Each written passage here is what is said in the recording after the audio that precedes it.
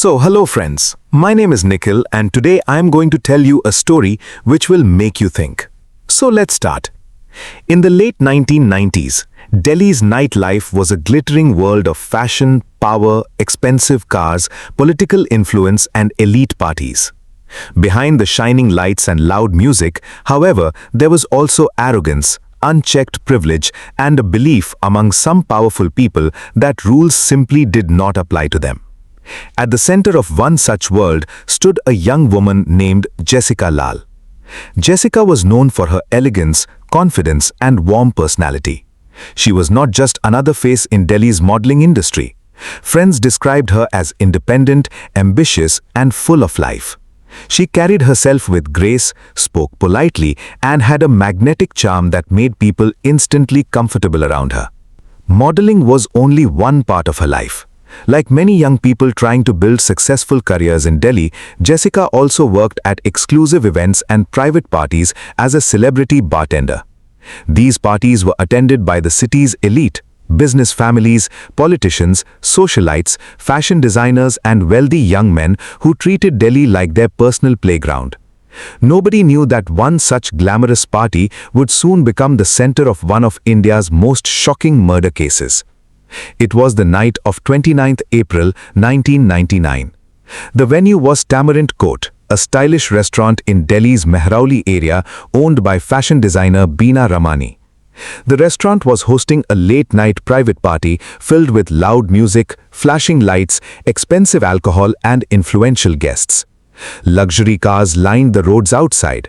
Inside, laughter echoed through the hall as people danced, drank and socialized deep into the night. For Delhi's high society, nights like these were normal. The atmosphere carried a sense of power and privilege, as if the people inside were untouchable. Jessica Lal was working behind the bar alongside her friend Shayan Munshi.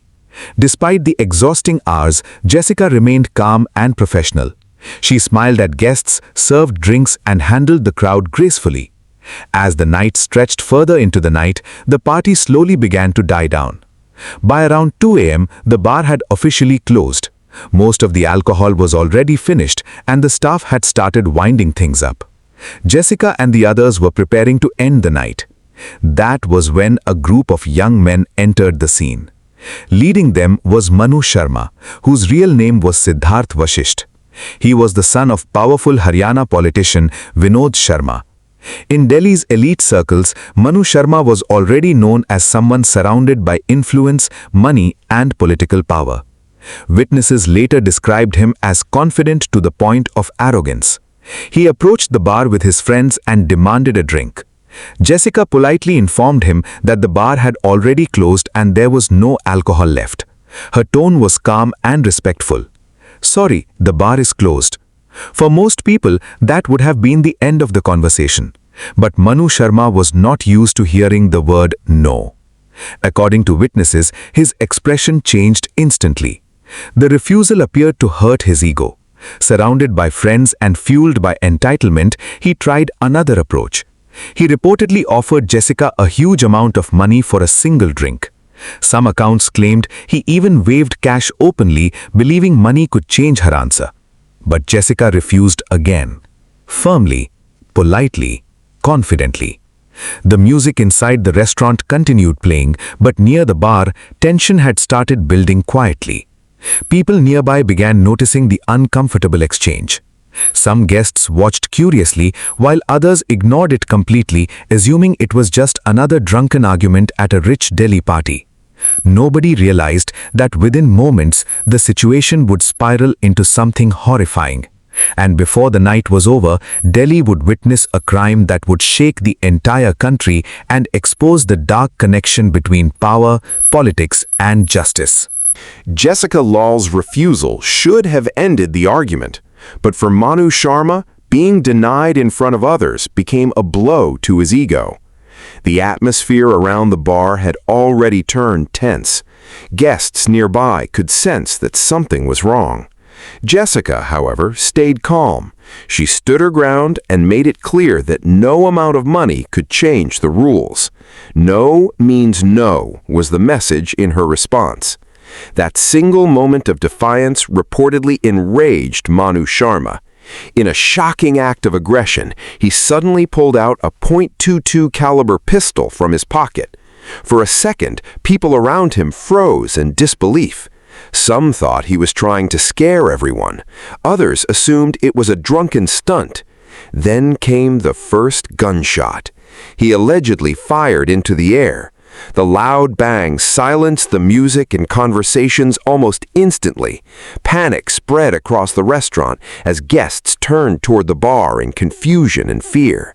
Before anyone could fully react, another shot rang out. This time, the bullet struck Jessica Lal in the head. The entire party descended into chaos. Jessica collapsed onto a floor, bleeding heavily, as horrified guests screamed and ran in different directions. Glasses shattered, chairs overturned, and people desperately tried to understand what had just happened. Only moments earlier, the restaurant had been filled with music and laughter. Now it looked like a nightmare. Her friend Cheyenne Munchie and others rushed toward her in shock. Some guests tried calling for help, while others hid in fear. Blood spread across the floor near the bar as panic consumed the party. Meanwhile, Manu Sharma and his friends quickly fled the scene. Among those reportedly present was Vikas Yadav, the son of influential politician D.P. Yadav. Witnesses later claimed the group escaped before police could arrive. Jessica was rushed to the hospital immediately. Doctors attempted emergency treatment, but the injury was too severe. Soon after, she was declared dead. She was only in her early 20s. A young woman had lost her life over something as trivial as refusing to serve a drink after closing hours. As news of the murder spread across Delhi, outrage exploded rapidly. The case was not just about a killing anymore. It became a symbol of how power and privilege could turn deadly. The murder had happened at a crowded party, attended by dozens of influential people. There were witnesses everywhere. People had seen the argument. People had heard the gunshots.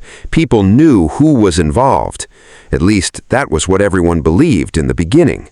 Because the case involved powerful political families, pressure on the police increased immediately. Media organizations began reporting every development, and public anger kept growing. For a brief period, Manu Sharma disappeared from public view. Reports suggested he went underground while investigators searched for him. But with media attention intensifying and pressure mounting from all directions, he eventually surrendered to the authorities. But away from television cameras and public statements, another battle had already begun. A battle to control the case itself. According to investigators and later court proceedings, efforts were allegedly made to influence witnesses and weaken the evidence. Powerful connections, money, and intimidation reportedly started playing a major role behind the scenes. People connected to the case began changing their behavior. Some became fearful. Others suddenly remembered events differently. And then came the courtroom hearings, the stage where the truth was expected to emerge clearly. Instead, the case took a shocking turn. One of the most important witnesses was Jessica's friend Cheyenne Munchie, who had been present beside her at the bar during the shooting. Many believed his testimony would directly expose the killer. But when he appeared in court, the entire courtroom was stunned. Cheyenne Munchie changed his statement. He claimed that the shot had not been fired by Manu Sharma, but some unknown person. His new version of events contradicted earlier accounts and created confusion in the case. The prosecution's strongest witness had suddenly weakened. Soon, more witnesses began turning hostile. One after another, several key witnesses either changed their statements, claimed they could not remember clearly, or avoided directly naming the accused. To the public, it appeared as though fear and influence were overpowering justice in real time. Outside the courtroom, anger among ordinary citizens kept rising. People began asking dangerous questions. Had the rich and powerful already escaped punishment? Was the truth being buried deliberately? And could justice survive against political power? The answers to those questions would soon trigger one of the biggest public movements for justice India had ever seen. Over the years that followed, the case of Jessica Lal slowly turned from a criminal trial into a battle of influence, pressure, and perception. Inside the courtroom, the prosecution struggled to hold its ground. Key witnesses had already turned hostile, and their statements no longer supported the original version of events. The investigation itself came under scrutiny as inconsistencies and alleged procedural gaps began to surface. Even the technical evidence, which was expected to be the strongest pillar of the case, started becoming controversial. There were arguments presented in court suggesting irregularities in the forensic examination and ballistic reports. Attempts were made to create confusion about the weapon used in the crime, with claims that more than one firearm might have been involved. The purpose, according to observers and later commentary, was to weaken the direct link between the accused and the fatal shot. In the middle of all this legal complexity, the truth itself seemed to be getting lost. For years, the case dragged on in the Indian judicial system. Hearings were delayed, testimonies changed, and evidence was constantly debated. What had begun as a clear-cut murder case was slowly turning into a deeply frustrating legal battle. Then, after almost 7 years, came the moment that stunned the entire country. On July 21, 2006, the trial court delivered its judgment. The court ruled that there was insufficient evidence to convict the accused. As a result, all 9 accused, including Manu Sharma, were acquitted. The decision was based on the gaps in witness testimony and the weaknesses in the prosecution's case. But outside the courtroom, the verdict felt very different. To the public, it was not just a legal outcome, it felt like a collapse of justice. Within hours, newspapers across the country carried a headline that would become historic: "No one killed Jessica." The phrase struck like lightning. It was simple, powerful, and deeply ironic. How could a young woman be shot in front of dozens of witnesses and yet no one be held responsible? The headline did not just report the verdict, it questioned it. Public outrage erupted almost immediately. Across India, people began debating the fairness of the justice system. Television channels ran continuous coverage, social discussions intensified, and anger spread rapidly among citizens who felt that power and privilege overridden truth. Amid this chaos, one figure quietly emerged as the emotional center of the fight. That was Jessica's sister, Sabrina Lal. After the loss of their parents, Sabrina had already been carrying the burden of her family alone. Now, with the legal system delivering what she believed was an injustice, she refused to step back. Instead, she stepped forward. Sabrina began speaking to the media, raising her voice and demanding a retrial. What made her stand out was not just her grief, but her determination. She did not allow the case to fade into silence. Soon, she was no longer fighting alone. Civil society, journalists, activists, and ordinary citizens began joining her cause. Candlelight marches were organized.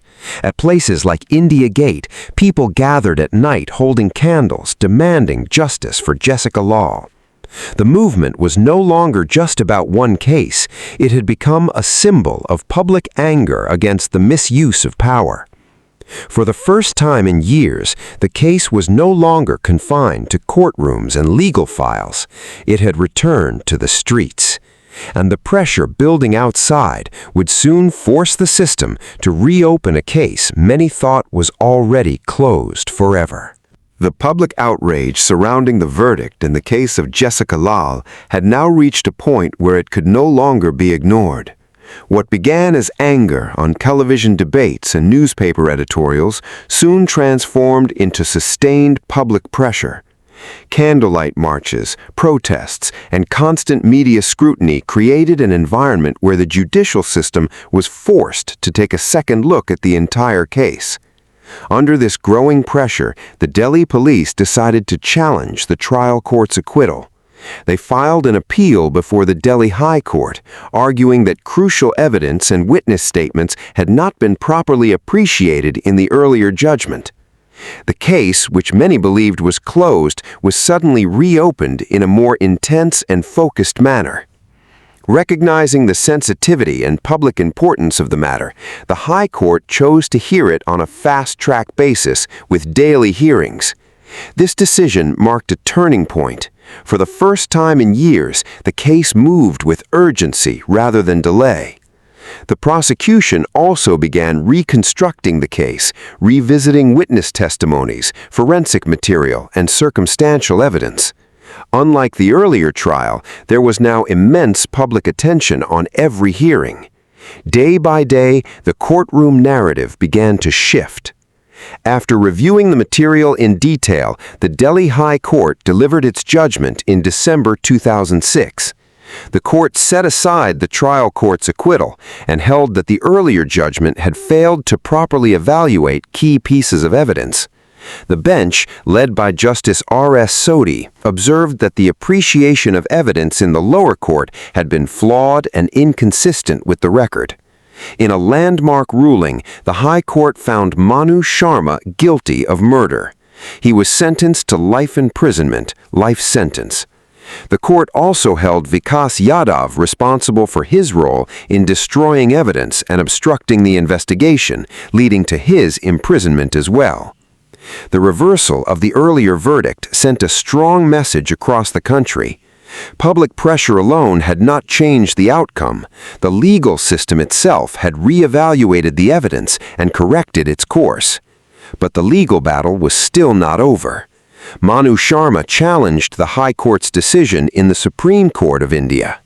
The case once again entered the highest judicial forum in the country. In April 2010, the Supreme Court delivered its final judgment. The court upheld the decision of the Delhi High Court, confirming that the evidence against Manu Sharma was reliable and consistent. It noted that the initial witness statements and circumstantial evidence formed a strong chain that clearly pointed to his involvement in the crime. With this judgment, all legal avenues of appeal were finally closed. Manu Sharma was sent to Tihar jail, and the conviction became final. Inside prison, his life changed drastically. Reports and accounts suggest that during his time in Tihar jail, he attempted to rebuild his identity. He engaged in reading, practiced yoga, and participated in various reform activities within the prison system. He was also associated with initiatives aimed at prisoner welfare, including initiatives linked to charitable work for underprivileged inmates and their families. While some viewed these efforts as rehabilitation and reform, others saw them as an attempt to reshape public perception after a high-profile conviction. Regardless, the case had already left a permanent mark on India's judicial and social consciousness. It had exposed how fragile witness protection could be, how powerful influence could interfere with justice, and how public pressure sometimes becomes a necessary force to push the system toward correction. Most importantly, it ensured that the name Jessica Lal would never be forgotten, not as a statistic, but as a symbol of the fight for justice. Years after the verdicts had settled, and the case of Jessica Lal had become part of India's legal history, the emotional weight of the tragedy still lingered in public memory. The courtroom battles were over, the convictions had been upheld, and justice, at least in legal terms, had been delivered. But for those closest to the case, the story was never just about court judgments. It was about loss, trauma, and the long psychological journey that followed. In 2018, something unexpected happened that once again brought the case back into public discussion. Jessica's sister, Sabrina Lal, made a statement that surprised many. She wrote to prison authorities expressing that she had no objection to the premature release of Manu Sharma. Her words carried emotional weight. She stated that she had forgiven him and no longer wished to carry hatred in her heart. According to her, he had already served a significant portion of his sentence, and continuing to hold on to anger was affecting her own peace of mind. For many people who had followed the case for years, this statement felt unexpected and deeply personal. The same woman who had once stood at the center of a national justice movement was now speaking in terms of forgiveness and emotional closure. Her decision was not about legal innocence, it was about personal healing. Following her consent and a review of his behavior in prison, authorities evaluated the application for early release. Reports regarding his conduct inside prison, including participation in reform activities and maintaining discipline, were taken into account. In June 2020, the Delhi Lieutenant Governor approved the request for early release. After spending around 15 years in prison, Manu Sharma was released from custody. His release once again sparked public debate. Some viewed it as a normal part of the justice system, where good conduct and completion of sentence can lead to early freedom. Others felt conflicted, remembering the intensity of the original crime and the long legal struggle that had followed. But by this time, the public conversation around the case had already shifted from anger to reflection. Meanwhile, the life of Sabrina Lal continued in a quieter but meaningful direction. After dedicating years of her life to seeking justice for her sister, she gradually stepped away from the public spotlight. She continued to be remembered for her courage, persistence, and emotional strength during one of India's most closely followed criminal cases.